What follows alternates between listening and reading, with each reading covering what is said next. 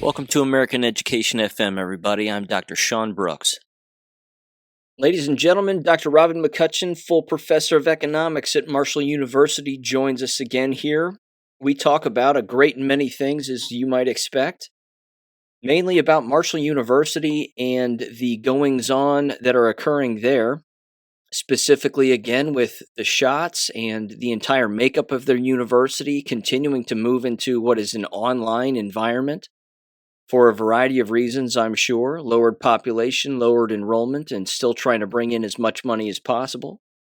But we talk about a lot of the propaganda, of course, that's going on there. And then we also get into finances as well, the digital currency rollout, the collapsing of banks, both at the national and even local level. And then, of course, the rolling out of hopefully a gold-backed currency, certainly within the state level. We also discuss a little bit of the Israeli conflict and that entire false flag and sort of the hidden agenda behind all of it as well, because it certainly seems that Israel is surrounded right now, and that is rather interesting, we both seem to think. So give this a listen, ladies and gentlemen, and I will catch you on Monday. Where do you want to start? Well, I'll tell you what. Why don't we get into some Marshall stuff? What's the latest there, and what's been going on? Well, we're almost finished with week 10, and the last week or so, campus has felt vacant, and that's weird. It's almost like everybody picked up and left at the end of week 8. So that's just me looking down the diag and not seeing very many students when I should be seeing many. How's your class attendance? My class attendance is pretty good, actually. For it being week 10, I still have almost 60% showing up in my Principles of Microeconomics class, and that's a little better than normal. And Wow. my other, I think what happens is students figure out that they don't feel like coming or they don't need to come to my class because I have all of my lectures videotaped, so they can just watch online at their leisure. And the semester gets busy and they get busy and they're rushing for sororities or fraternities or joining other kind of social clubs, and next thing you know, it's week 10 and they haven't been in class for 3 or 4 weeks and they don't even miss it.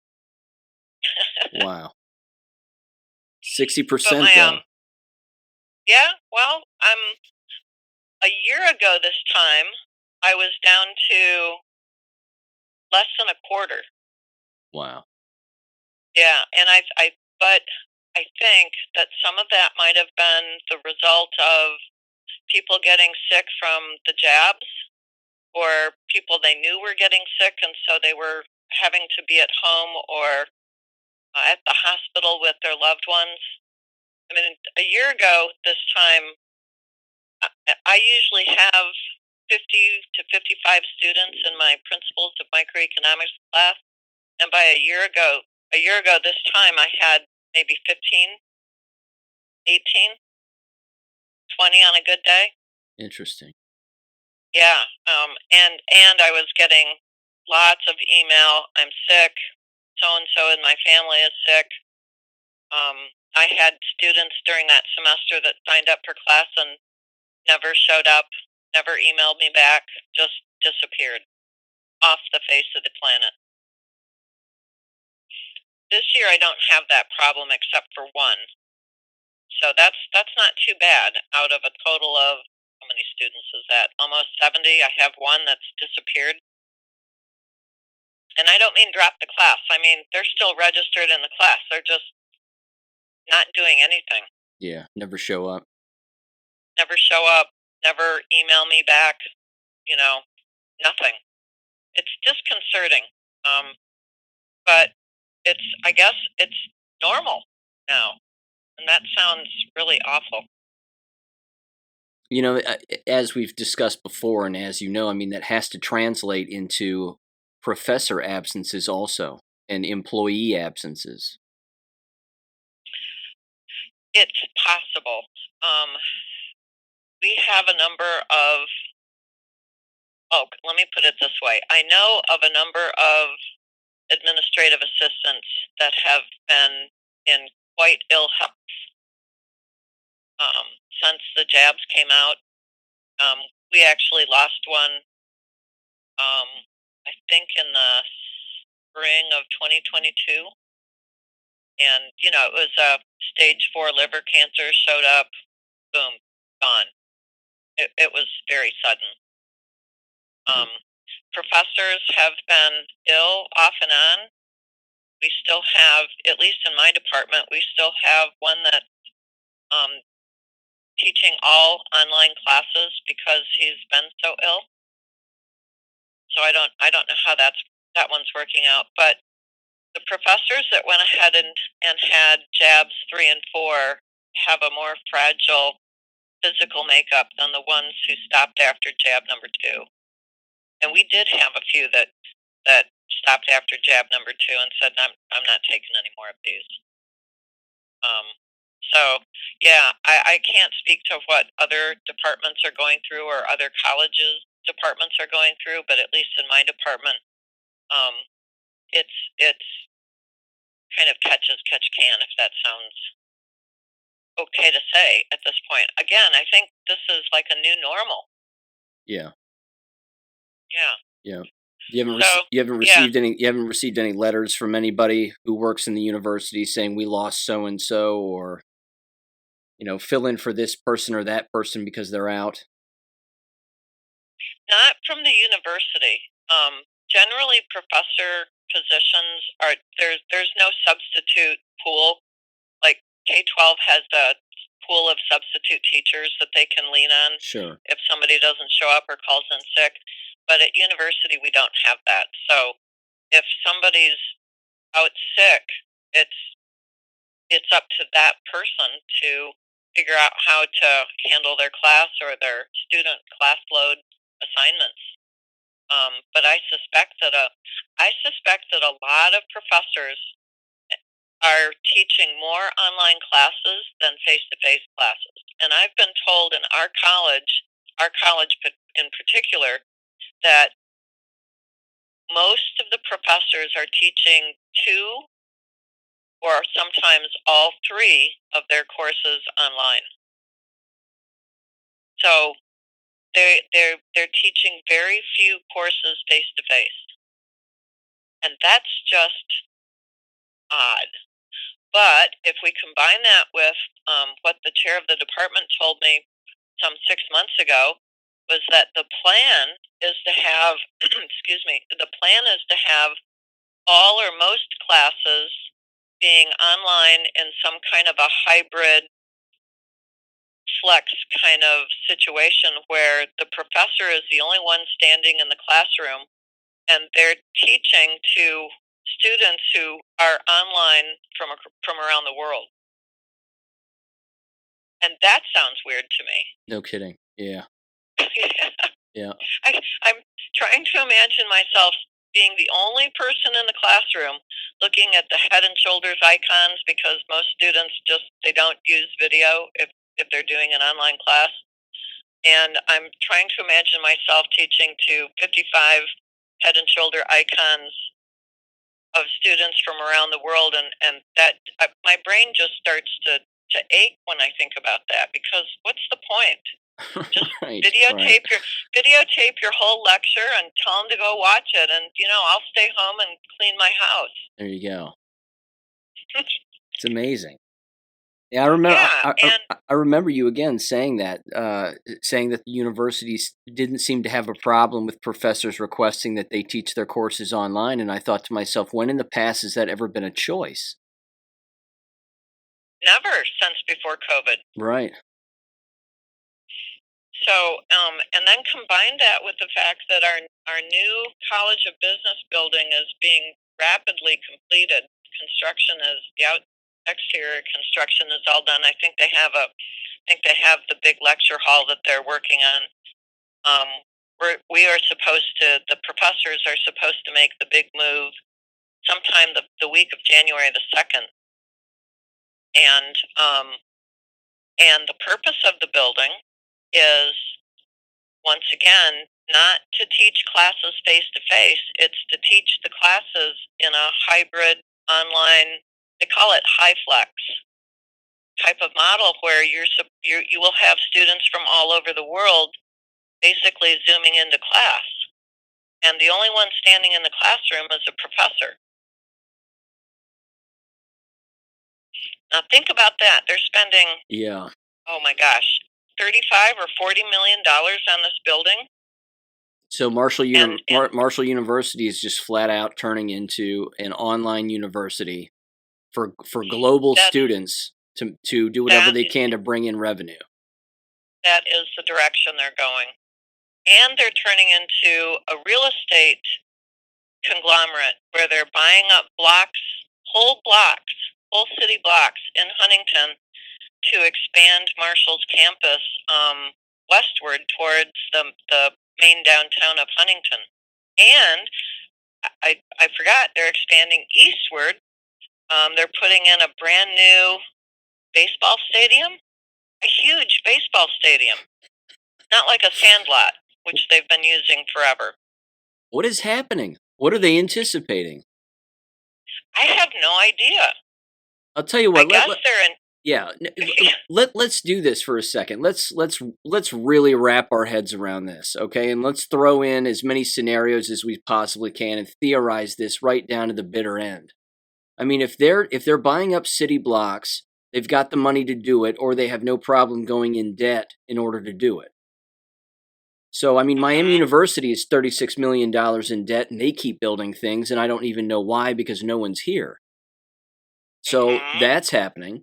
But Marshall doing what they're doing and doing it apparently as blatantly as they're doing it.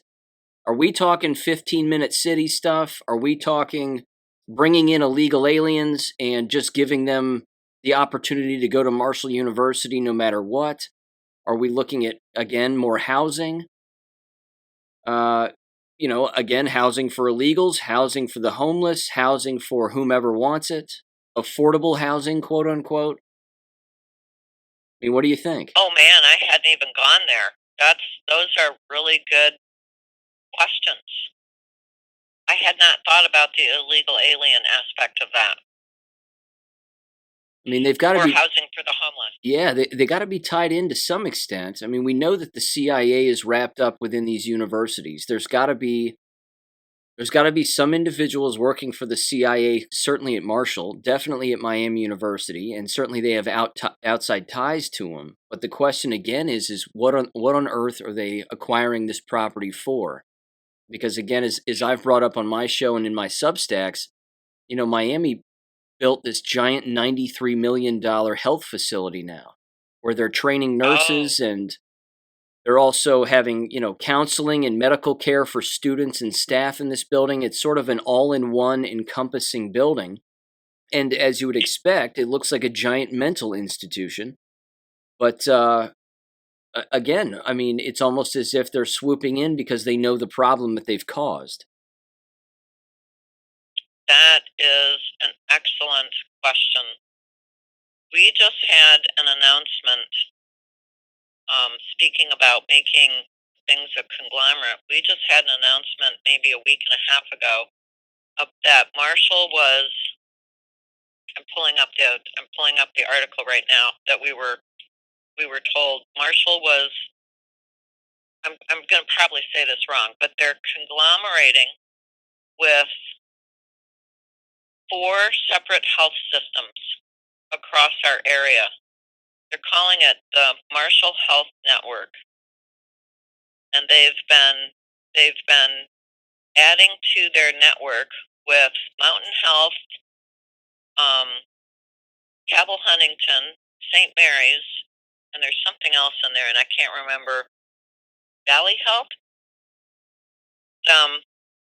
What they're doing is they're throwing everything in together, where they've got 420 plus providers, 75 different specialties, and they've got 40 locations, and they're all coming under the umbrella of what they're calling the Marshall Health System. So Marshall never did mandate the jab, but all of the hospitals did that I'm aware of. They've had a huge problem with doctors and nurses just fading away, either leaving or can't come back or decided to skate. Incredible. So maybe this is their answer to the whole COVID jab problem. So So they think I don't. they think that broadening health services is going to be some kind of a solution. Yeah, and the state of West Virginia just added a new put free in quotes, a grant-based portal to help state employees find providers around the state, healthcare providers Wow. specifically. So imagine you're living in, I don't know, somewhere in southwest West Virginia, in a little town. There's no doctor around for you to access, no primary care physician, no GP, general practitioner. Because they're already dead. Or dead or left, took their money and ran. That too. Yep. Wow. So, yeah. So Marshall is, I was perusing their 10-year strategic plan, and it has over the course of 10 years, the campus itself, the main campus, which is really only 4 blocks between 20th Street and 16th Street, and bordered on the north and the south by 3rd Avenue and 5th Avenue, but they're expanding for blocks, 2 or 3 blocks to the east, and at least 1 block, maybe more, to the west. They can't expand to the north because Steele, West Virginia is right in their way, and they're buying up blocks to the south that have housing. So, we're talking the old 1920s homes that had 5 and 6 and 7 bedrooms, and they're buying up those blocks and they're renting out rooms.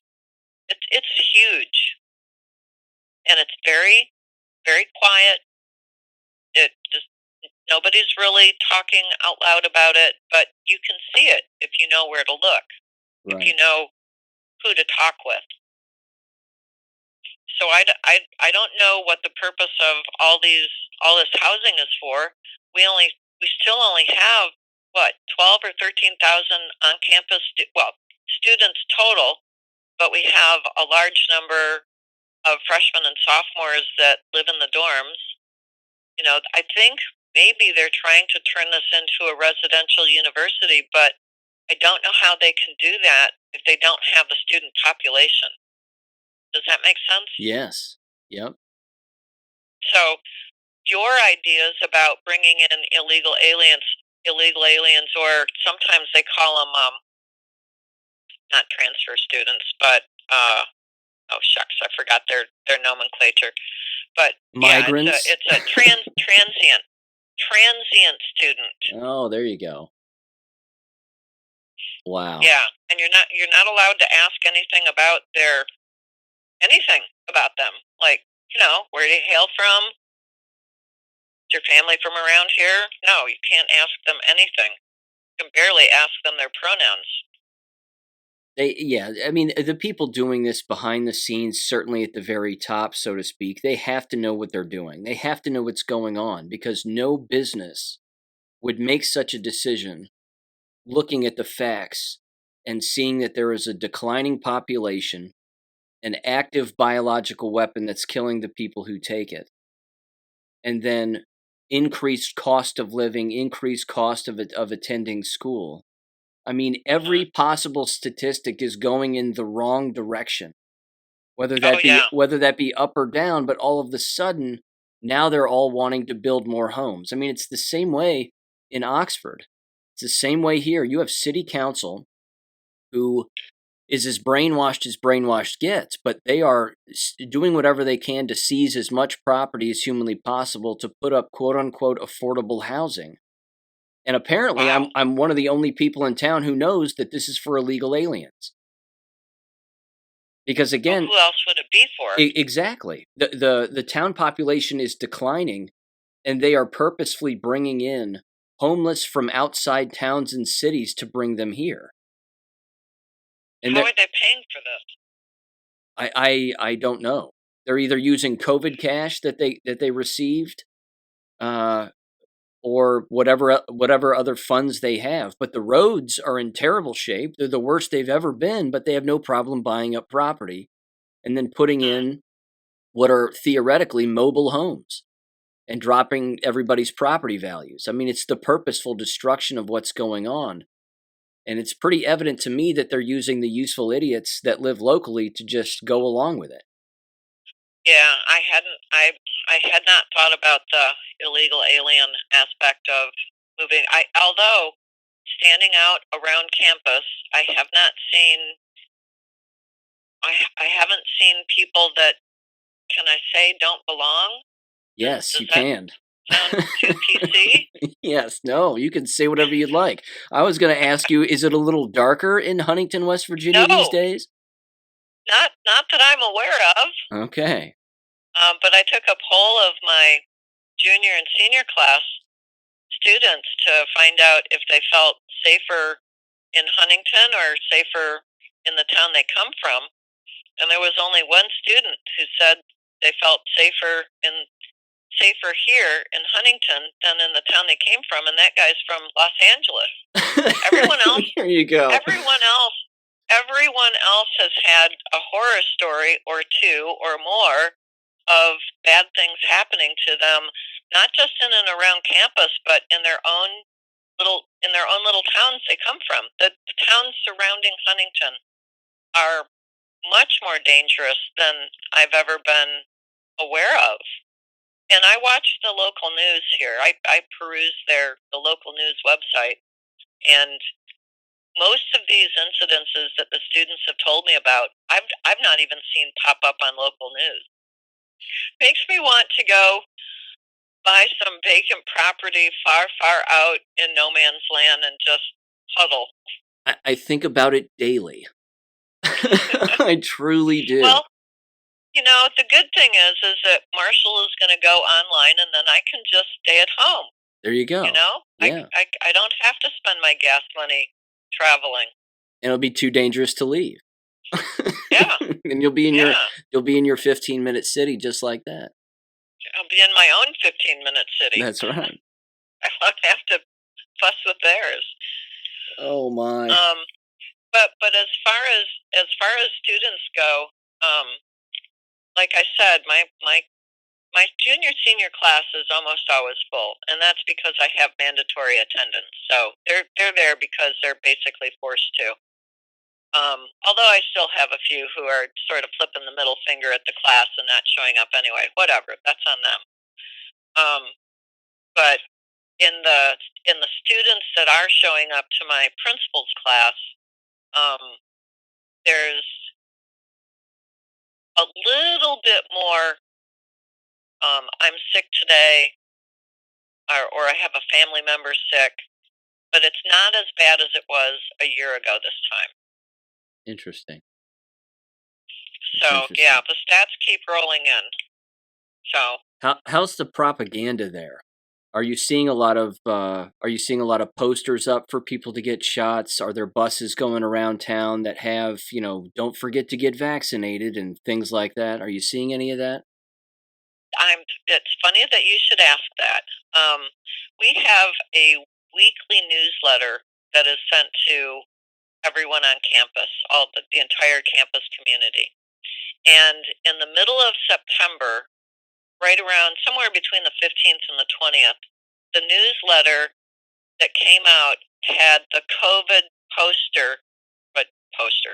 the COVID announcement with the little spiky protein thingy, third from the top. Okay, so it was very prominent. You didn't have to scroll very far to find it. The next time the newsletter came out, the COVID announcement was third from the bottom. And the next time it came out, it was at the bottom. And then the next week, so 4 weeks, the COVID announcement's totally gone. Okay. So by the middle of October, that COVID announcement was completely gone. Nobody's talking about it. There's no signage anywhere. There's nobody announcing you can get your free flu shots here, there, or anywhere. The COVID clinic closed down for shots sometime in the spring of, I want to say the spring of 2022, or at the very latest, the fall of 2022. But as soon as the money ran out, all those things shut down. Yeah. Nobody's talking about students needing to have flu vaccines. There's no announcement in our newsletter, get your flu vaccine. Not even a COVID vaccine. Just not even a flu vaccine. Nothing. As if it never happened. There you go. Could it be somebody's learned their lesson the hard way? Well, I think there's no money. That too. I think they plopped out that COVID announcement mid to third week in September to see what happened, and nothing happened, and no money showed up, and within 4 weeks the announcement is gone. All of the secretary stations have little bags of masks, those blue and white masks that, if you were to read the box, it says this does not protect you against coronavirus. Yeah. They all have little bags of masks, but I don't see any professors wearing them. Well, except for one professor, but he took at least 3 jabs, probably 4, and he's in very frail health now. Shocking. Once in a while, I will see a student with a mask on. I don't talk about. I don't even ask students, why are you wearing a mask? I just ignore it. But there was a week or two, the end of September into October, where it seemed like the masks were trying to be pushed, and nothing now, not a thing. Well, that's maybe good. Maybe the students are getting peer pressured to not wear the mask because it doesn't do anything anyway. That's so good yeah, too. For all intents and purposes, COVID is over. Nobody's talking about it. All right. It's like it never existed. So makes you wonder what the status in the hospital is then. Well, if this was when I saw that announcement of Marshall Health System soaking up these 4 other smaller healthcare systems, the 2 main hospitals and the 2 smaller health systems. What occurred to me was it is quite possible that these hospitals have gone bust. They've gone belly up, and instead of closing down, they turned to the biggest employer in the local area and said, "Can we make a deal?" But that's just going to be an albatross around the neck. Glomming together with 5 bankrupt, well, can't say bankrupt, 5, yeah, maybe you can say bankrupt. 5 bankrupt entities together are not going to make one healthy one. I mean, at least it seems that way to me. Yeah. If all the outside, like you said earlier, if all the outside doctors' offices are closing and all the outside, whatever you want to call them, urgent care facilities are closing, I mean, you would think that Marshall would want to try to fill that gap some way, I guess, in order to bring more people into their town. But again, it still seems like a losing effort. Because as we know, the only people getting sick are the jabbed. And then, of course, if the population is declining, which it clearly is, certainly from a visual standpoint, who exactly do they think they're going to be servicing? Illegal aliens? Yeah, we're back to that again. Yeah. We're right back to where we started from. And maybe it's possible that the university is getting federal grant money to glom these hospital systems together. I mean, I'm just grasping at straws here. I haven't seen any dollar amounts being tossed about. Just an announcement, but if it really is true that these hospitals have gone into the red, which I suspect is probably what happened, because they went absolutely nuts during COVID. They were doing the whole ventilator remdesivir thing, and they were getting plenty of money. Everyone was, and then the money dried up, and if that was the only thing keeping those hospital systems afloat, then they're in tough shape. Yeah, accepting all that COVID cash has turned out to be a huge mistake. Going along with this lie has bankrupted endless people and endless entities, however you want to categorize that. Yeah, I couldn't believe how many people took the so-called free money from government and thought that everything was going to be okay. yeah, it's amazing. As you know, as often as you try to pound into students' head that there's nothing is ever free. There's a price for everything. You know, there's no free lunch. That's the first law of economics. That means there's a price for everything, and it's amazing to me how businesses and people in general don't see that that's just one huge trap. It's not going to save you. If you were already being stupid about how you spent your money and you spent yourself into bankruptcy, how is somebody giving you $10 or $12 million or more going to help you when you haven't changed your spending habits? Yep. Um, but I think there's underlying some of this, at least with respect to the healthcare system. I think that what's going on is that these healthcare insurance companies are going belly up. I think they're going broke, and COVID did not help them, right? Because now instead of having a healthy population, they've got a bigger pool of people that's not healthy. If you look at the Medicare Medicaid system, they don't pay for a doctor, just a regular old doctor's visit. They don't pay the amount of money that a doctor would be charging someone walking in on a cash basis, which means, and I had a doctor friend figure this out, for every patient, for every Medicare Medicaid patient that he had, it was costing him $11, literally. So the best thing for him to do was just shut his doors. At least he wasn't losing money. Yep.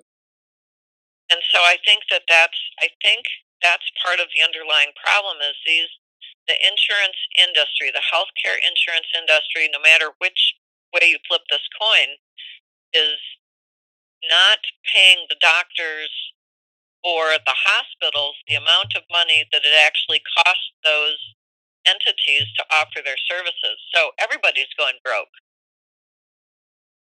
Yeah, it makes complete sense. One of the statistics that I've brought up, and I had this actually verified from a Michigan business owner friend of mine who openly said that statistic and that percentage is actually accurate across numerous states, ironically enough. But the school district where my niece and nephew attend, in one of their previous board meetings, maybe a month or so ago, maybe just over that, it was, I believe, certainly since the last time we talked, their treasurer in the middle of the meeting, of course, went around the horn and started to discuss the increased insurance rate for all of their employees. And of course, Yep. I knew it was going to be through the roof, and sure enough, it's 13.2% increase. Holy smokes. And she openly says, because she's not that bright, she openly said, and I'm quoting her, she said, "That's just the way that the market is now." And that was the end of it. And then they all went around the horn and they all voted for the approval, and then that was it. So just like that, they think that they found the best insurance plan for everybody, and then they justify it by saying, well, this is just the way the market is now. When of course you and Yeah, I know, and everybody knows, that's not true. correct. The reason that is the way that it is because not only do you have more sick people, but you have more dead people. Right. And if you're Yep. losing clients, I mean, and you still have clients that are still there but are sick and are using up your insurance, well, you're going to have to raise the increase in order to make up the difference on a lost clientele. Yep. Well, I think I told you the last time we visited that the state, the West Virginia State Insurance, the two companies that provide health insurance for the entire state employees pool raised their premiums almost 26%. 26%. Yeah. And that's what you get when you poison your population. Yeah. You know, you've made your entire population sicker, and so now they're all, those that are still alive, are accessing health care at a greater rate more rapidly. Of course you have to raise the premiums. You don't have the pool of healthy people to offset the cost of the very few percentage, used to be the very few percentage of people who were desperately ill. Now you have a bigger pool of ill people and a smaller pool of healthy people. So that insurance model that depends on a large pool, very large pool, probably 95% of the population, they depend on that 95% to be healthy so that they can offset the cost of the 5% who are desperately ill. Well, now that's flipped on its head. So, you know, health care insurance costs are going to go through the roof. Yeah, I've They got to just re-up. are. I've got to re-up mine here very shortly, and I'm not looking forward to it. Well, I recommend, and I have been recommending to anyone who is interested, to find a direct primary care physician in your area. And you can go, you just type in Google direct primary care, and you should be able to find the main website that that services the entire nation. There was a big push when Obamacare got started in 2013 that physicians were leaving their positions either in hospital or in group care, and they were going to the direct primary care model, which is a monthly subscription based model. If you're old, 55 or older, the direct primary care physician in my area charges $55 a month, but you get 24/7, 365 services.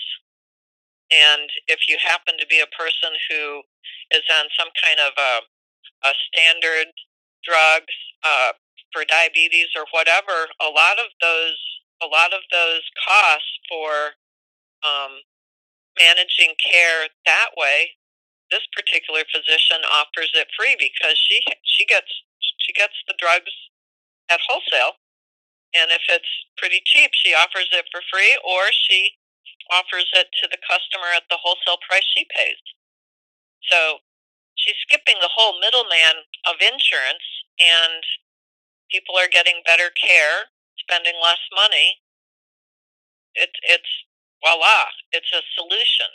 It Yeah. may not be the best one, but it's one solution. So if you know if you're a fairly healthy person, or even if you're not, I would recommend working with a direct primary care physician in your area. The lady that I know actually does telehealth, and she's got patients literally all over the nation where she telehealths with them. Yeah, yeah. I mean, I am a member of a health risk association. Actually, that was an accident. I didn't mean to become a member, but I'm an economist, and the guy that runs the place likes to have, an economic opinion now and again. And he asked my opinion about the healthcare insurance industry, and I said I think they're going to go belly up, especially since they were among the many pushing the COVID jabs, and now they've created a pool of unhealthy people. So they either have to raise their premiums, or they're going to go out of business. And he laughed at me. He thought that was the most absurd thing he'd ever heard. But a week and a half later, he was at one of these big conferences where he had the five representatives of the five big health insurance companies in one of the sessions that he was attending. And so he put this out there to them, exactly what I'd said. And there was this long, uncomfortable silence. And then the representative for one of the Blue Cross Blue Shield spoke up and said, "Well, that sounds accurate. And actually, what we're going to be doing in the future is data management. And that just shut him up. He came back to me and he said, "Oh my God, I thought you were blowing smoke, but you're not." I said, "No, I rarely blow smoke." Yeah. Yeah, I've heard individuals again. I recall you actually bringing that up a while back, and it's still true today, 100%. And I've known of people who, or I've heard people anyway, openly discuss how the entire medical industry is being written through artificial intelligence now. Of course, Oh yeah. it always sort of has been with doctors reading emails and just believing what their emails say. But it's getting far worse than that, to where basically the doctor won't even be there anymore. You call in what it is that is ailing you, and then somebody looks it up, and then somebody gives you something, and then that's the end of it. Yeah. Well, it's worse. Um, I have to tell you a little story. When I defended my dissertation way back in whatever year it was, in my dissertation, I looked at the medical resident specialty choice. So after a person goes through medical school and they're a graduate of their medical school, then they choose a specialty, general practice or OBGYN or whatever, and then they become a resident in the medical system. They're technically a doctor, but they're specializing in whatever medical area they've chosen.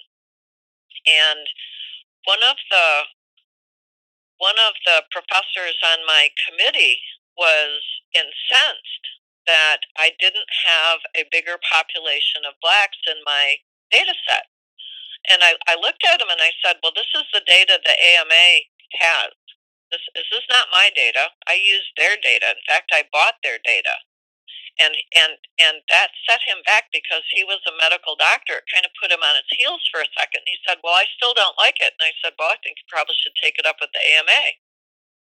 And he said, "Well, we need more black physicians." And I said, I don't have an argument with that. He says, "Well, how do how would you propose the AMA solve this problem of getting more black students?" And I looked at him and I said, "Maybe they could get rid of the MCAT."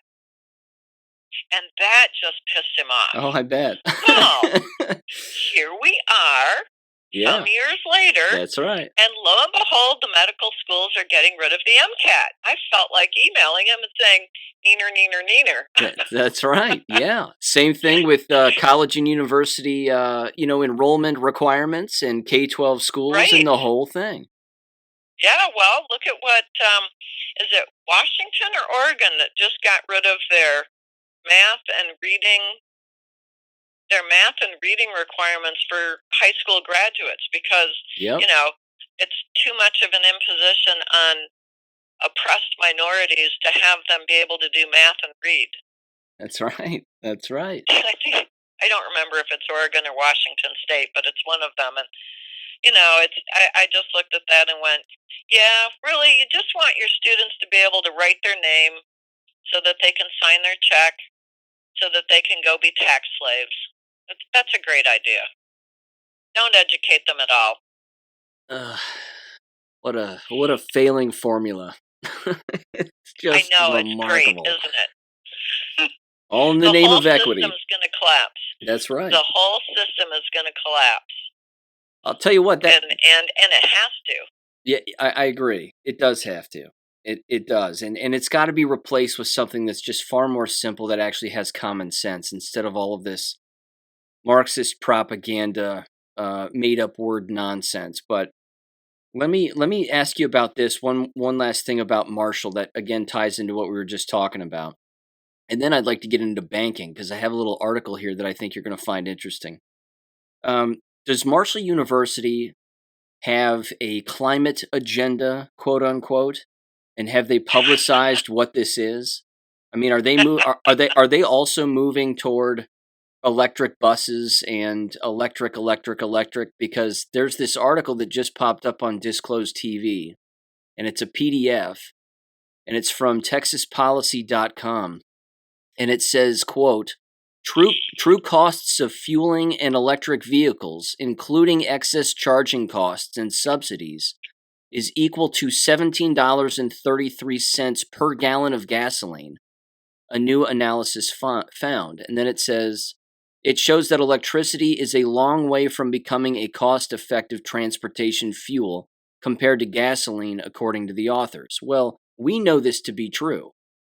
But of course, all the climate alarmists and all these people that are all about electric vehicles, I mean, they would dismiss that and they would dismiss those facts in a heartbeat. Mm-hmm. But what's Marshall doing regarding all of this nonsense? Well, funny you should ask, because in the middle of September, Marshall received a $350,000 National Science Foundation research grant. And this grant is for, it's a supplement from the Established Program to Stimulate Competitive Research. It's EPSDOR.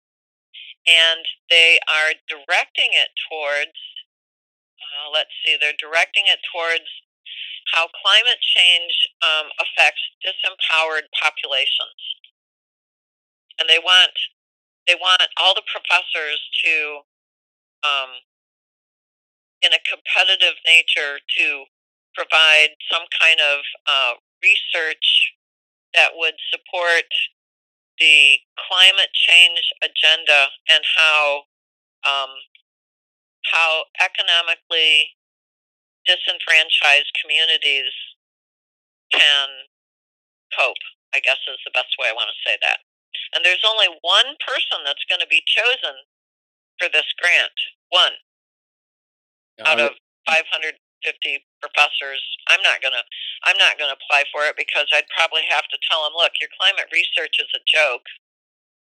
It's a fake. It's a hoax, and show them the court case in British Columbia that Michael Mann from Penn State lost because he would not provide his data because he fudged his data. Yeah. So I mean, we've got near the College of Business building that we have right now, we have a couple of electric charging stations for cars. But I don't see a lot of professors driving Teslas. In fact, I don't even see a lot of Priuses either. If there's money to be had from the federal government, for whatever reason, COVID-19 research was a big one in the late 2020, 2021, and now we're back to climate change, then Marshall is going to stick their hand in the pie. I'll tell you something else that I noticed. I noticed that, and this is going to sound, I don't know how this is going to sound, but I noticed that the Marshall University Title IX office is now expanding their reach across the campus to include bystander harassment training, and they've got 7 different clinics inside of Marshall that will help in quotes, help students deal with mental problems. I had no idea that our student body was a mental problem body.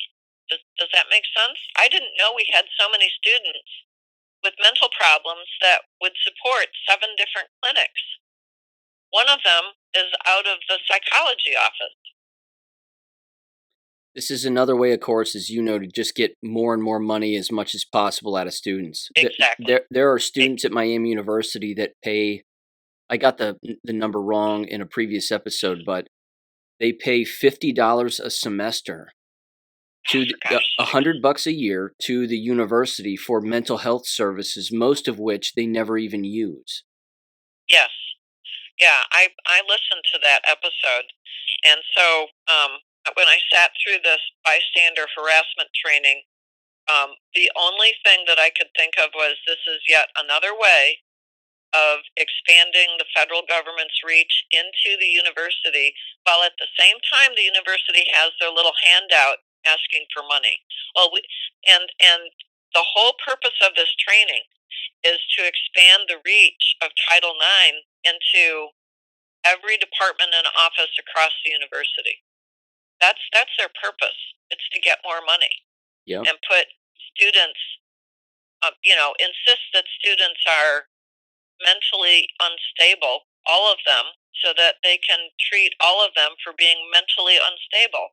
And like I said, it came as a shock to me to find out that 11,000 people on campus are mentally unstable. And it's almost like they're preparing for potential conflict between students and illegal aliens. Could be. I certainly wouldn't put it past them. Yep. Yeah. Anyway, interesting times, Sean. No doubt. I hope the whole thing goes belly up. But it wouldn't surprise me if the university instituted a mental health fee like Miami did. That would not surprise me at all. Yeah. Again, the mental health push, quote unquote, is even so thick at the K-12 level, it's astounding. They always clamor, even when they're losing money and cutting positions and becoming insolvent. They're still clamoring for mental health services. And as I've said on my show, you're already a mental institution, so what are you talking about? Well, when you think about the education that our K-12 students are getting, of course they're going to be mentally unstable. Yeah. Their poor little brains are being turned into mush. And, maybe Rush Limbaugh had it right. They were just skulls full of mush, and now they're just more mush than they ever were. Of course they're going to be mental cases. Yeah. Just separating them from reality and teaching them lies. Mm-hmm. That'll do it. Mm-hmm. Yep. Well, I'll tell you what, let me read you this one. This has to do with the banking stuff here. This is from, let's see, choiceclips.whatfinger.com. And it says the following here. It says, banks close hundreds of branches and lay off thousands of workers as they brace for financial meltdown.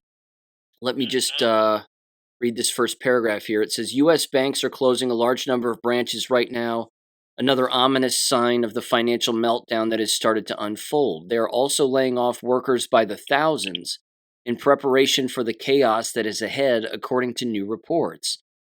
It says, let me see here. Record high interest rates and turmoil in the real estate industry are adding to the enormous amount of pressure on the nation's biggest financial institutions. Even big names like J.P. Morgan, Wells Fargo, Goldman Sachs have reported major losses in recent months, and they know a much bigger crisis is approaching.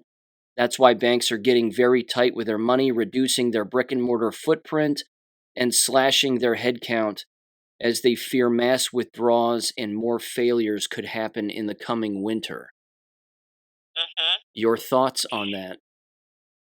Well, I think that part of the problem is that most of these banks, maybe not so much credit unions, but most of these banks have a large chunk of their portfolio invested in bonds. And the interest rate on bonds has just skyrocketed. In fact, if I go over here and I look at the 10-year U.S. Treasury bond is sitting at 4.895% today on the 26th of October. And that interest rate on that 10-year bond, even 4 or 5 years ago, was half that or even less. I think I remember in 2011, the interest rate on the 10-year Treasury was at 1.47%. So here's part of the problem. Let's say you have a bank that has purchased U.S. Treasuries at an interest rate, just let's make it easy, at 1%. And so that means that the price of that Treasury, let's call it 10 years ago, 2013, the price of the Treasury from 10 years ago has gone down. The interest rates and the bond prices move in opposite directions. So if the interest rates are going up, the price of the bond is going down. Does that make sense? Yes.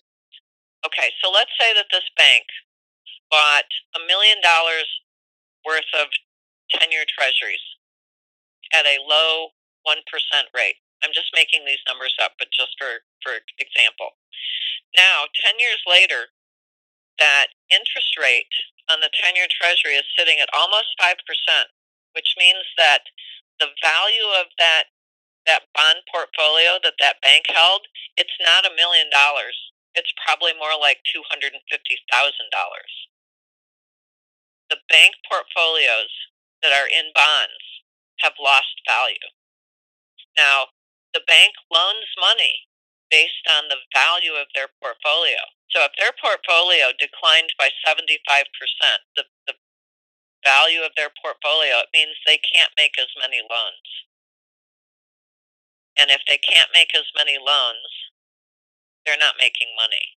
Right. A lot of these banks, I think, have, I think they've screwed themselves because they are now holding on to U.S. Treasuries that when they bought them, they paid more money than what their market value is right now. So, it's like in the housing crash back in 2008, the market value of houses plummeted because there were so many houses on the market. That's the same kind of scenario here. So these banks' portfolios are going down in value, and some of these banks are going belly up.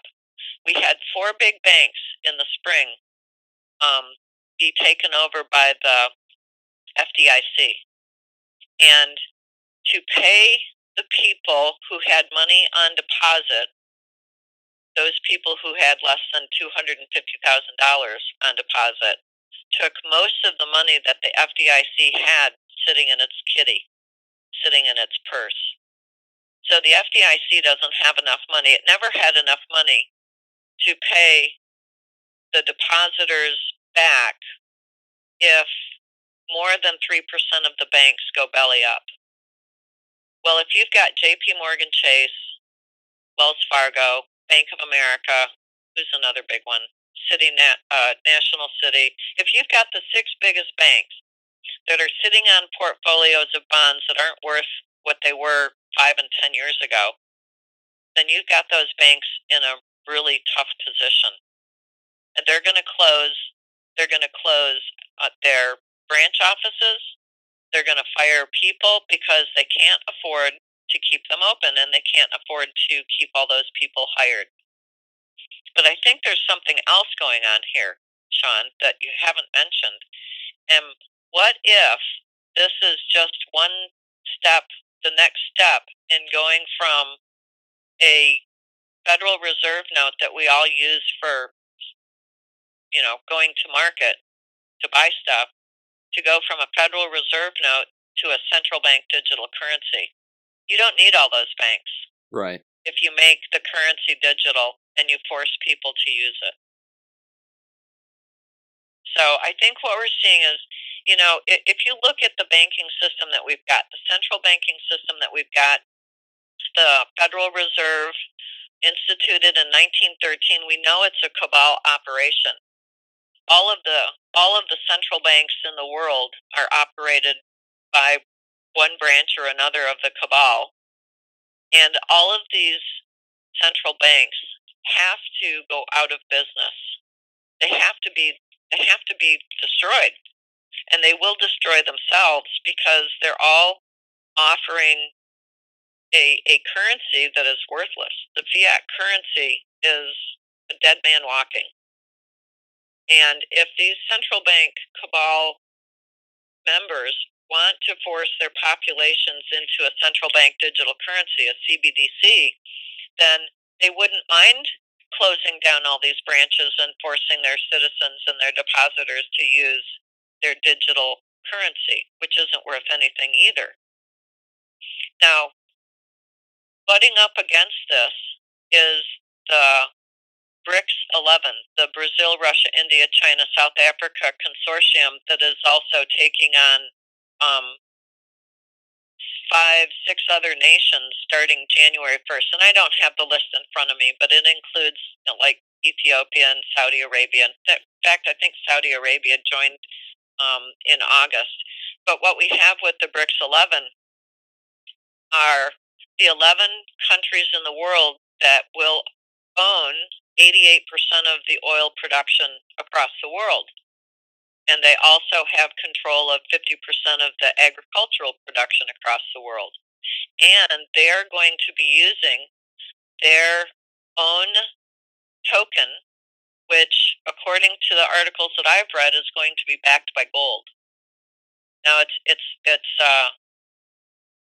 not going to be a fungible token, so a central banker couldn't get in there and muck about with it. It's not going to be part of the central banking system. They've got their own development bank that is separate from the Western central banking system that most countries have been using, like the Federal Reserve or the Bank of England, the New Zealand Reserve Bank or Australian Reserve Bank or the Bank of Canada. All of those are cabal-owned central bank systems. And so there are more and more countries that are joining the BRICS system in order to escape any kind of cabal control over their money. I think it was M. Shell Rothschild that says, "Give me control of the money supply, and I don't care who makes the laws." Yeah. Rothschild. So the central bank system is being destroyed by their own cabal members because of the way that they have operated for at least the last 100 years, probably the last couple hundred years. And I say, good riddance, let them go, because at the end of this, tunnel, is the light is not an oncoming train. The light is that we're all going to be going to a gold-back or silver-back or some kind of asset-backed currency that has value because the backing of that currency is an asset. It's not hot air like the Federal Reserve note. In fact, if your audience will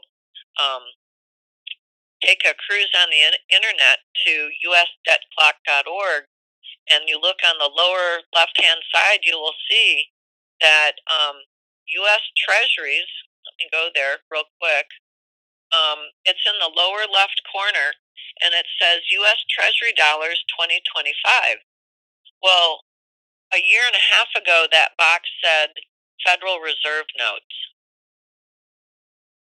So, in the background, behind everything that we see going on with the banking system, what is going on is that states and countries are changing over to an asset-backed system.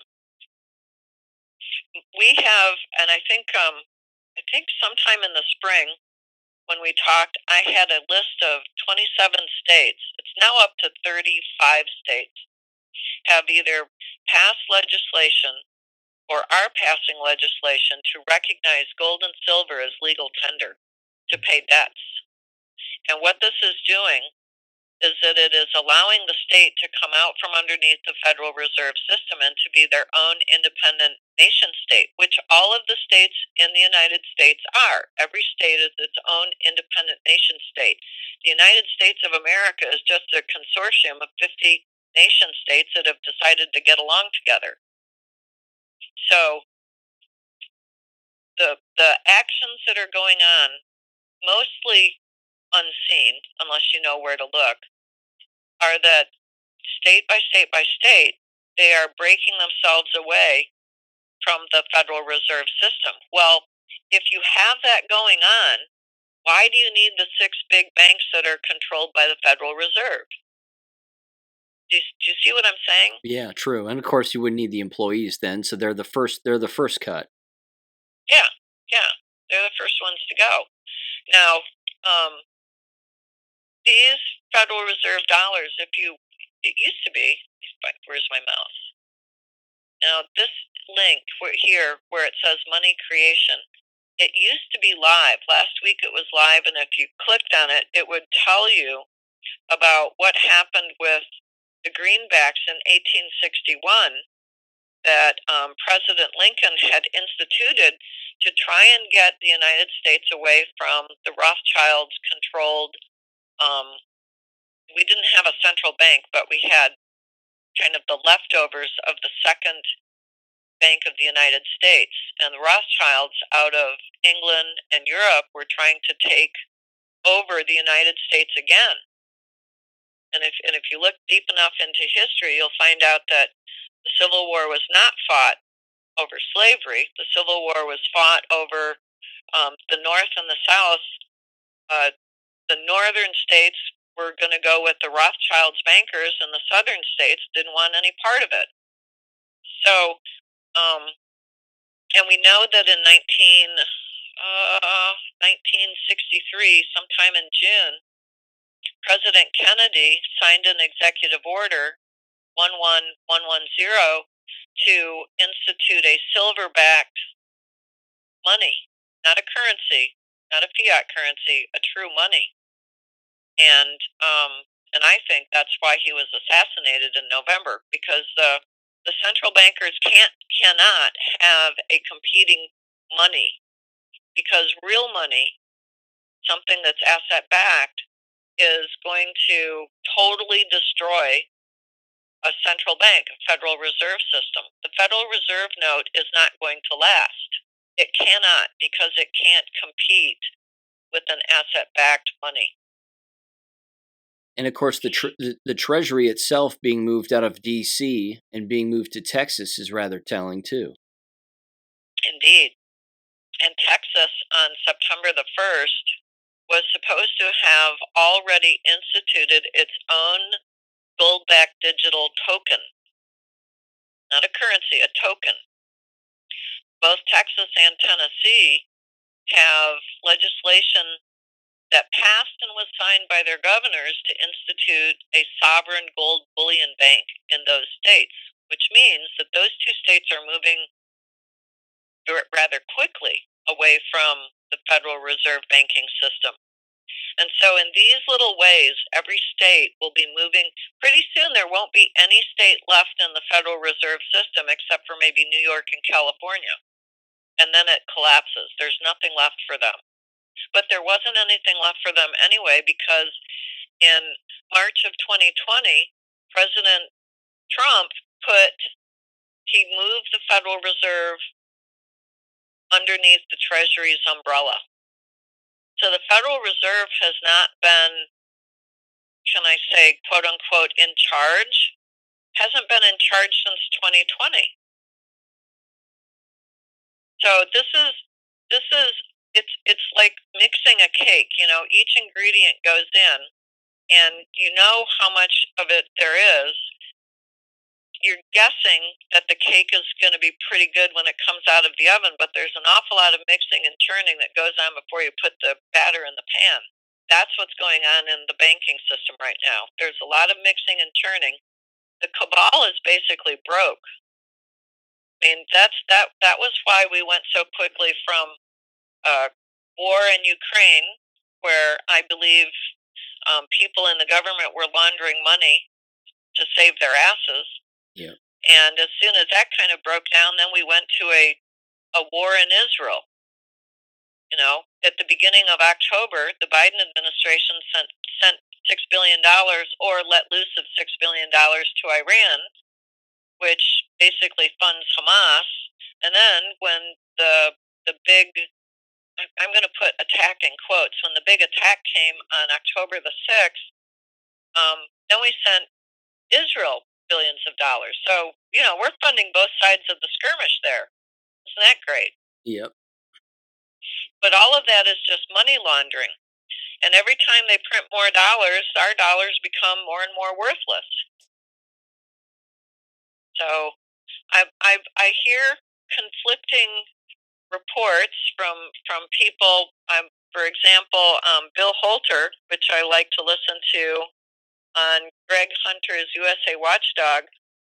Bill Holter says the bond market is going to collapse, but if you listen to Jim Willey, the bond market's not going to collapse. It's not going to Operation Sandman is not going to go overnight. Operation Sandman, your audience should go check out. It's where the countries of the world all dump the U.S. treasuries in within 24 hours. He says, no, that can't happen. Well, I don't know how it can't happen. Yeah. So I hear conflicting reports, but my own knowledge of how our banking system works, which is a total cabal banking system, it cannot last and cannot stand against a multipolar, every country has their own currency system. And so, what I think what we're seeing is, especially over in the Middle East, I think we're seeing some kicking and screaming by the cabal because they know they've screwed themselves, or at least some of them have. The banking system as we know it is going to go away, and it's going to be replaced by a system that has asset-backed money, and it's going to be a painful, scary time because none of us has ever gone through this. None of us alive has ever gone through this. So, if you can buy gold and silver, do so. Those gold-backed, Nevada gold-backs out of most of I think I've seen them on JM Bullion, those are relatively less expensive than, say, a silver 1-ounce coin. But, this is part of the preparation so that you're not taken by surprise when the entire banking system finally gives up the ghost and collapses in on itself. What do you think the long-term prognosis is here, in particular at the local level? Your average town or city even within America. I mean, are they even going to have these larger banks in the future? Or are they just going to turn back into sort of a mom and pop bank operation? And then, of course, would they have gold and silver on hand within these state banks and these actual local banks? That's a good question. I think we're going to see. I think we're going to see a lot of mom and pop local banks pop back up. You have to, right? You have to have a local bank to support your local economy. There's got to be a banker loaning money for people to build houses and to make their businesses run. You've got to have some kind of a credit system, and it's got to be pretty fast because we're not going to be carrying around bank drafts. The the kind of banking system that we had back, say, in the 1920s, where we had probably 40,000 local banks. Every town had their local bank, and the banker probably knew most of the people in the town. But yeah, we're going to have local banks. Will they have gold and silver on hand? I don't know. If we have sovereign gold bullion depositories in every state, then that depository could hold the gold and silver for the local bank. So, it's not like you'd have the Jesse James brothers come riding into town to steal the silver and the gold out of the bank vault. That's going to be held somewhere else, I would imagine. But, the bank would have it available if they needed it, if Sure. that makes any sense. Yep. Yeah. There's nothing.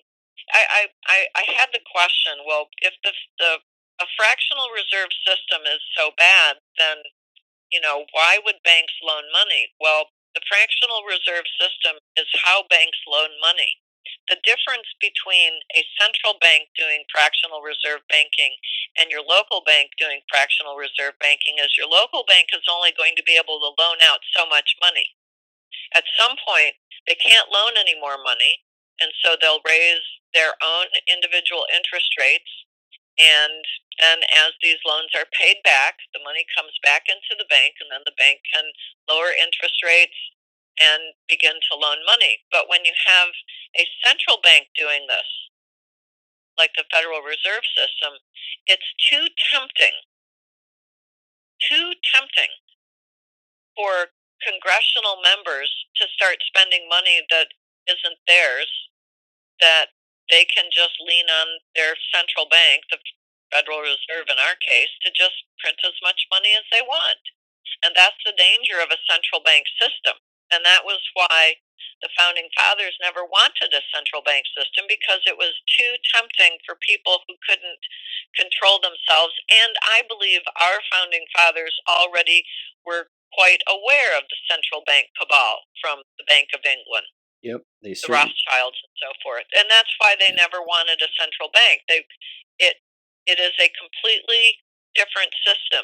The central bank system is a monopoly owner of the money supply, and it's terrible in its tyranny that it can force the citizens of its country to become tax slaves, like we've become. So if you have, your local mom and pop bank, there's not much monopoly control that that bank has on a larger scale. And if you have several banks in a little town, then they're competing against each other to loan out money and to provide depository services for their clients. So, yeah, we're going to go back to local mom and pop banks. But again, it's a slow rollout, and I think that one of the reasons this is so slow, I mean, it's like watching grass grow. And I believe one of the reasons that it is so slow is because I think that there's, can I call it a white hat alliance? Sure. I think there are good people standing, watching these central banks go belly up, and then in the meantime, at least in the United States, we have 35 states or so that are going to be doing their own gold and silver as legal tender route around the Federal Reserve Bank. So it has to be slow, right? You can't do this all at once and expect your nation's citizens to be able to survive, right? You've got to have time to prepare the people who are willing to listen. You've got to have those people telling their friends. The Great Awakening has taken, what, 7 years? Yeah. Essentially? Yep. Yeah. So, I mean, when we finally get to the point where the Federal Reserve has given up the ghost, it's finally dead, it's not going to be tomorrow, but it could start to look like next year. And it probably will start to look like next year, because the BRICS 11, their coordinated start date is January 1, 2024. Interesting. And that's when the shit is really going to start to hit the fan. That's when normal everyday people are going to begin to look around and go, what the hell is going on here? Whereas you and I have been sitting together kind of mulling things over for a couple of years, and we're looking way down the road, and we've seen this coming for a couple of years. But we are not the majority. We're a small minority that actually has a longer vision than most people. I just read an article this morning that the big three car makers that have, for the last 6 months or so, tried to take the route heavy into electric vehicles, is all of a sudden realizing there's no demand for electric vehicles. My goodness. And they're not learning. Well, yeah, and they're not learning. But that's okay. So think about, if you actually sat down, Sean, and you listed all of the industries that were involved with the cabal, you would end up with all of them. Just the mom and pop shops that aren't involved with the cabal. Yeah. Every place you look in our economy, every single large industry is involved with the cabal. Every single one. The universities, the hospital systems, the banking system, everything. Yeah. Everything. And so it all has to go. It's like that fire sale in Die Hard 4. It's a fire sale. Everything has to go. It's got to be completely destroyed.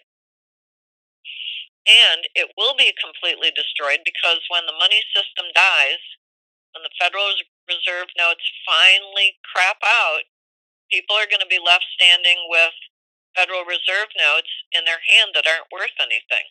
Literally are not worth anything. They're not worth anything now, but at least the information will dawn upon them. My God, all I've got is toilet paper in my wallet. Yeah, that's a So sad state of affairs there. Yeah, it's not just the school systems that are going to collapse. Everything is going to collapse, and then we're going to have learned a valuable lesson as a nation and as a world that you cannot allow these sick, perverted sociopaths and psychopaths run things. You cannot have them running your banking system. You can't let them into government. You can't let them anywhere because they're just going to ruin it for everybody.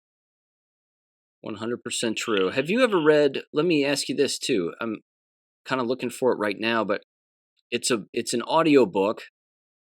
I mean, it was a book, of course, but it was written in 1890, and a listener of the show sent it my way. And I believe it's called The Red Dragon or The London Money Lenders, something along those lines. The Red Dragon or the London Money Lenders. I've never heard of it. Okay, let me see. I'm going to look here. Here we go. Got it. The Great Red Dragon or London Money Power. Ooh. From 1890. I'll tell you what I'm going to do. I'm going to link Send this. Me a link. I will. It is a 4-hour and 30-minute audiobook, and it is absolutely remarkable. Oh, that sounds great. I would love to listen to that. Yeah. It goes into such historic detail of everything that you've brought up here. And not to summarize the whole thing, but what he also covers is he talks about, again, like you said, the Civil War a little bit and the real history behind that. And then he gets into even how he calls them the front men for much of the American Industrial Revolution were all just that. They were front men. They were all flat broke. The Rockefellers, the Carnegies, all of them. But they all agreed, the money lenders did in London, that they would bring over someone to basically represent the United States who was flat broke and then send them back with a ton of money. Again, in an effort to, of course, put the United States not only at the forefront of what they wanted to accomplish, but also put them in debt. Yeah. Yeah. Well, never underestimate the power of an agreed upon symbol. Yeah. You know, the red lights only work to stop people because we've all agreed that when we see a red light, we're going to stop our car. The same thing is with the Federal Reserve note. We've all agreed that it has value, and now we're seeing, no, it really doesn't. It really doesn't. So, yeah, when we all agree upon, for example, gold is agreed that it's very valuable, but it's front loaded with energy, meaning it takes time, effort, and energy to pull it out of the ground. So it's already front loaded with the value that that person deems that it has. Whereas the paper money that we have, there's no value to it. Right. Both gold and a Federal Reserve note are symbols, but gold has value because it takes human production to get it out of the ground. It doesn't take any human production to print up $1 trillion in bills. Not much, anyway. I would love to listen to that book. So, yes, please send me the link. I will. That would be lovely. I definitely will.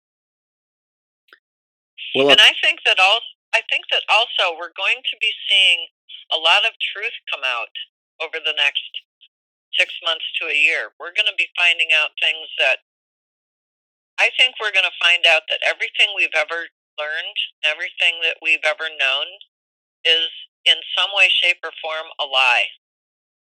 It's been hidden from us, the truth, on purpose, because that kind of information, that if it's acted upon, there's a lot of power in it. You can't have your slaves knowing how anything works. True.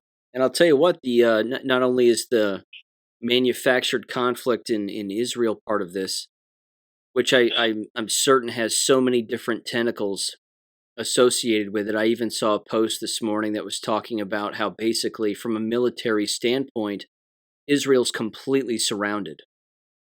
Oh yeah. So I mean, Yeah. it's almost, even from just a geographic standpoint, it's almost as if to say they're the enemy, because Yes. we've got ships there, making sure that they don't escape. They're Right. completely surrounded by Arab countries all the way around. There's nowhere for them to go. Yep. So all the And bad guys are there.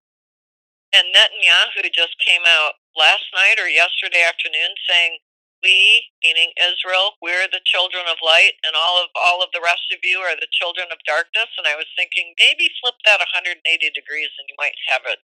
You might have it right. Yeah. I Yeah. mean, He is a Zionist of all Zionists. well, Khazarian mafia, No, right? no doubt. They're, Yep. and so, I think I read, and I wish I had written it down, the book of the Bible that talks about when Israel will be surrounded by enemies. And I thought, oh, here we are. Yes. I will have to go find that, but I didn't write it down. I just sort of noted it in passing and kind of chuckled to myself. And then it was very shortly after that that I saw that Netanyahu statement about we are the children of light and all the rest of you are the children of darkness. And I was thinking, no, I don't think so. That's not how it works. Yeah. It's incredible. And of course the propaganda coming out of there is as thick as humanly possible. I don't. I have taken not a 48-hour rule, but probably more like a week. Anything that comes out, I'm like, yeah, let's wait and see on that. I don't believe anything that's coming out of the mainstream media, and there are a lot of truthers out in the truther community that I kind of look at it and go, not sure I believe you either. Yep.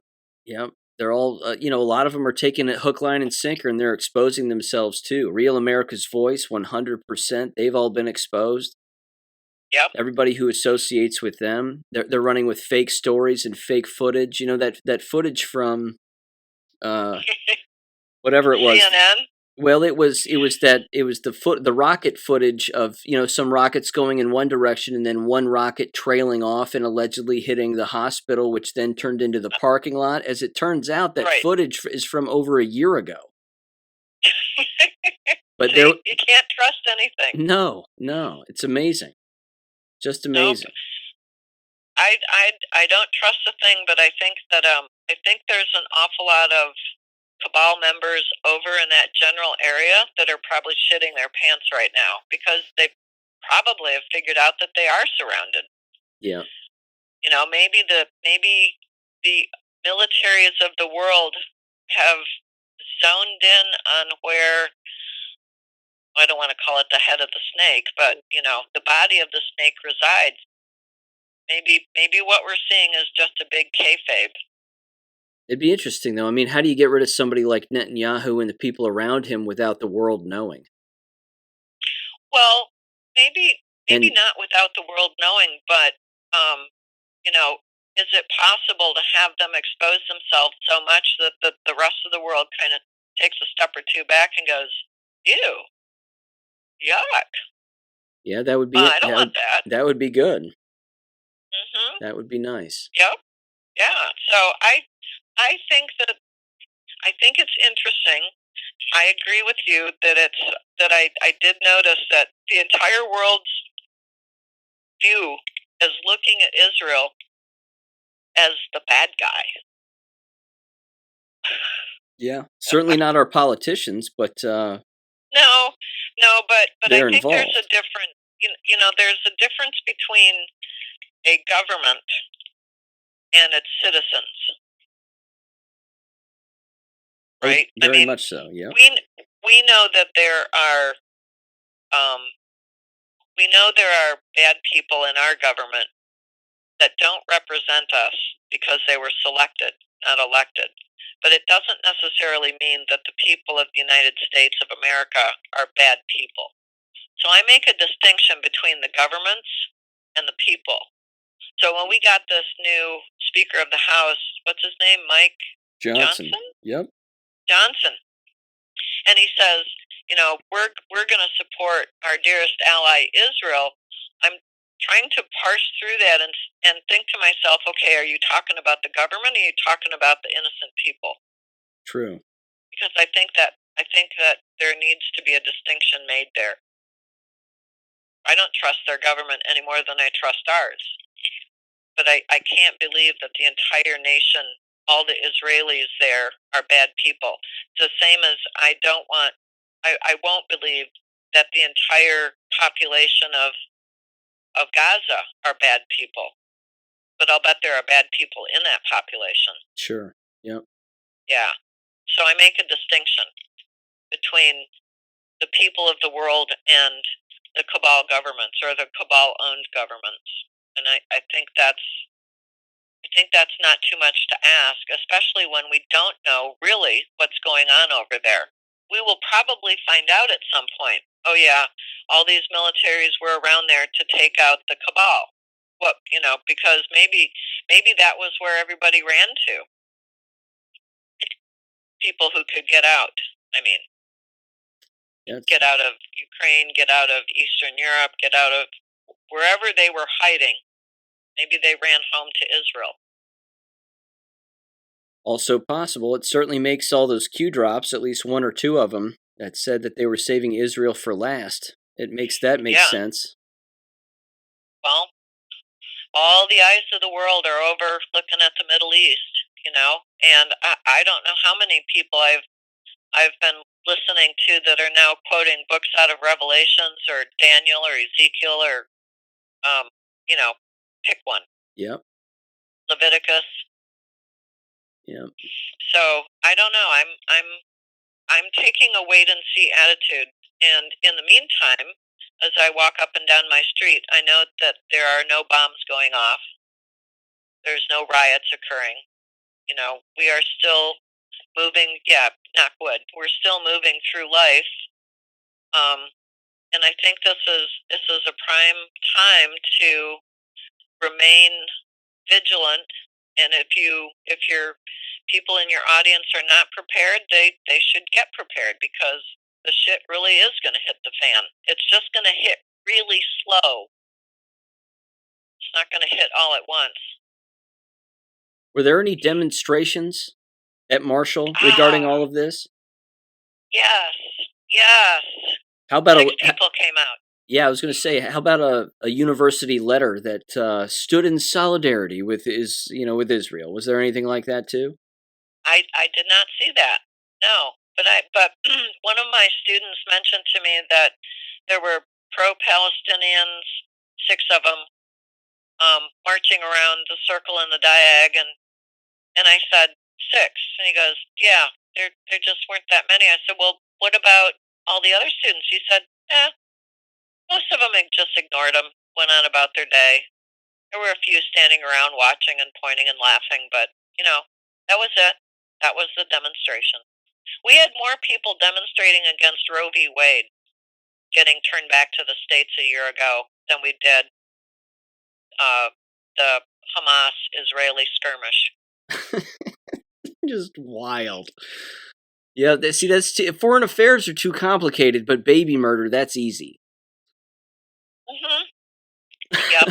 Yep. It's just nuts. Well, I had my junior and senior students. So the big attack came on October the 6th, and today is the 26th, and as of yesterday, the 25th, it was only yesterday that most of my junior, senior class figured out that there was something going on in the Middle East. 19 days this stuff has been going on in the Middle East, and only yesterday they said, man, I just learned about this today. And I looked at them, and I just had to shake my head and laugh. I was like, oh, well, I'm glad you've caught up. Right, welcome to Earth. Oh, wow. So I said, where are you getting your news that you're just now finding out? And he said, the one guy said, well, I saw it on TikTok. I was like, wow, TikTok's really sloughing off there. He's on the wrong channels then, apparently. I guess, yeah. Interesting. It took a week and a half for my principles of economics students to figure out that something was going on in the Middle East. Because I came into class on the 9th, which is a Monday, and I said, "So, what's going on in the world?" Students looked around at each other and went, "I don't know, nothing, I guess. Nothing's happening here." Yeah, what are you So talking I about? left it. I left it laying on the floor. I was like, "Oh, okay." So I came back 2 days later on the 11th, and I said, "So, what's going on in the world?" "No, nothing." I was like, "Okay." Did the same thing on that Friday, still nothing. By the next Monday, it was like, "Well, there's something going on in the Middle East," and I was like, "Good, good, you found that out." It was Unbelievable. you would have laughed. No kidding. No kidding. I'll tell you though, it really has exposed all these universities and how they are all in it together. Also, again, all these letters. I had a bunch of listeners send me a couple of letters anyway. One from Baylor, another one from another university as well in Virginia. You know, all standing in solidarity with Israel, but making sure to be diplomatic and not ostracize Palestinian individuals, but at the exact same time, all taking a hard stance with Israel. And then, of course, Huh. what the state of Florida has done is really an abomination too, which is they are continuing to crush any form of free speech whatsoever by, again, basically trying to disassemble any kind of student group that goes against with their political views. So Well, we if know. they're anti-Israeli in any way, well, then they have to be done away with immediately. Yeah. It's astounding. Well, they're all exposing themselves for the tyrants that they are. Oh yeah, If yep. if we did have a letter that ran past, I don't recall any letter from the president of the university talking about what was going on over in the Middle East. If we did, it was so slight and so um, milk toast that it just didn't even perk my eyeballs up. What I found more astounding was that it took a week and a half for my freshman students to figure out that there was something going on in the Middle East, and it took my junior and senior students 3 weeks to figure it out, or Yeah. at least figure it out enough to talk about it. Yeah. So, If government doesn't tell them, it doesn't happen. yeah. So I asked him. I said, "Where are you getting your news from?" And one guy looked at me and he kind of shrugged his shoulders and he goes, "I don't know. I've got 6 classes. I'm awfully busy." Okay, all right, I get it. There you go. I don't have time to be involved with what's going on in the world. Alrighty then, works for me. Back to sleep. Amazing. Eat some more chocolate. Wake up a little bit more. Well, I'll tell you what, if you've got anything else, please feel free and make mention of it. Anything to look forward to, anything to keep our eyes on. Well, I say that banking system is a good thing to keep your eyes on. Um, I would trust credit unions and local banks more than I would trust the big banks. I think they're all going to suffer though. So, my constant mantra is be prepared, have some storable food, canned goods or whatever, do your own canning. If you can afford to go buy some junk silver or some, other types of, um, I was going to say foreign junk silver, but just head on a swivel, be prepared, keep your eyeballs peeled, and keep living your life. Keep floating down the stream of life. Pay attention to what's going on in your neighborhood. Be friendly with your neighbors because you don't know when you might need to count on them or they on you. And what I do is I just always have a couple of projects I'm working on so that when I do look out into the world and I see things that distress me, most of the time I just put it in God's hands and say, there's nothing I can do about this, so you handle it. And I'm just going to pay attention to my little projects I'm working on, or, pay attention to being a good teacher and supporting my students wherever I can, and just live life. Just be as happy as you can. And sooner or later, we're getting it get on the other side of this. This is not a forever disaster. We're going to be on the other side of this. We're going to have a solid asset-backed money, and we're going to rebuild anything that needs to be rebuilt. And if it was such a disaster in the first place, we're not going to rebuild it. Like the K-12 system is, I think we're going to go back to one-room schoolhouses and homeschooling. And I think that would be probably a good idea. That would be delightful. Yeah. So I say keep living your life. When you see things that you know you can't affect or you can't change, just put it in God's hands and let Him handle it. He's pretty good at handling the big stuff. The rest of the details of life is up to us. Thank you for listening to American Education FM. Make sure and check out AmericanEducationFM.com for more information. Take care and God bless.